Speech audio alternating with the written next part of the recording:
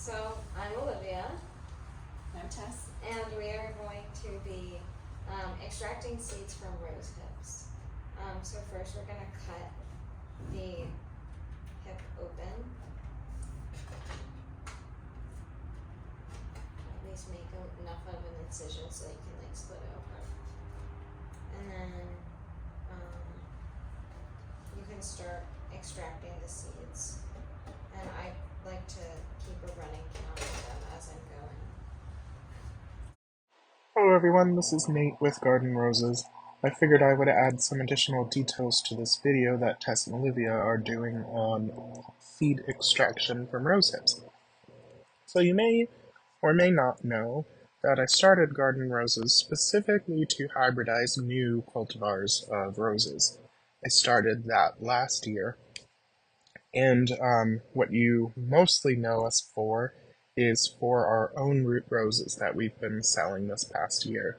But hybridization is something that has really been of an interest to me, so I wanted to kind of talk about this a little bit. Last year, I started with our first batch of crosses, and in our zone, which was 6B and now 7A, with the recent update, we have a fairly short season for roses each year. And then any waste you can just put in this bucket. So in that first flush of blooms in the end of May, beginning of June, is the time that we have to do our crosses to leave enough time for the rose hips to fully develop before they're harvested.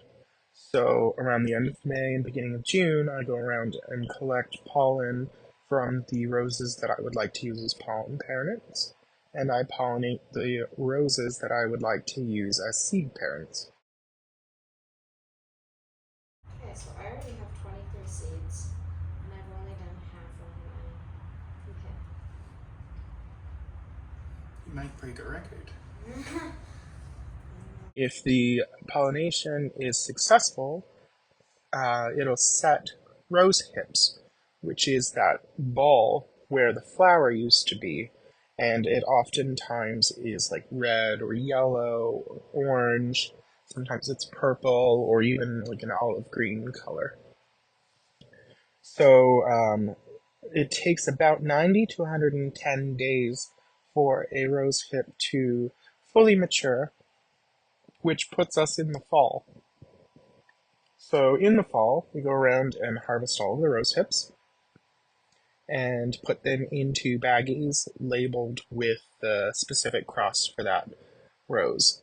Okay, so that was a smaller crop. I had 36 hips, or seeds. So then, once we're done separating, we'll put them in a little strainer and dip it into fungicide so that the seeds don't rot.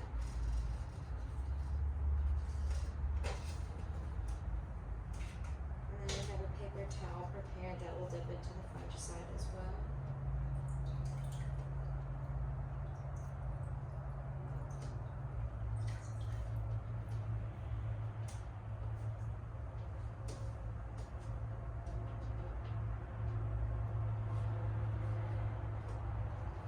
The seeds will get folded into the paper towel. Might have a baggie that has 20 hips in it from a cross of Princess Charlene de Monaco by Julie Andrews.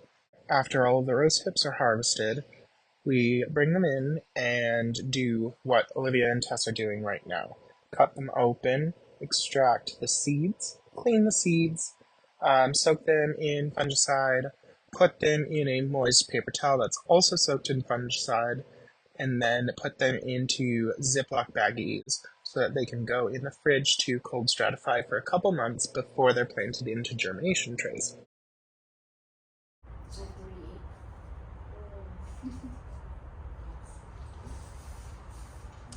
3. During the time that they're cleaned, we count how many seeds came from each hip and write it down into a notepad. gonna spread them out on the paper towel. Do a little recount here. That will then get entered into some spreadsheets that I keep track of all of this data. Roses have a fairly low germination rate, and so by keeping track of the number of hips that were set by a specific cross, the number of seeds from each hip from that specific cross, and then number of plants that have germinated from those seeds, we can keep track of germination rates. Did I say 34? That was a 36. Well, I'm glad I recounted this.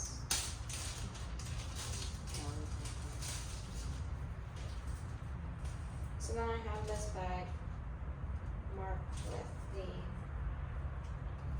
hip number and the year number, and then I'll write the seed number.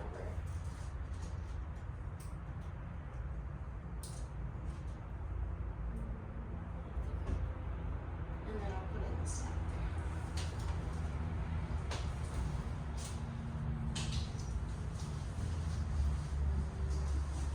On to another one. And kind of move towards the more proven crosses to get higher germination rates overall. So after these seeds are cleaned and baggied and cataloged and all of that, they go in the fridge for a couple months. Then they will be planted in germination trays in late winter and grown indoors on heat mats under grow lights for a couple months.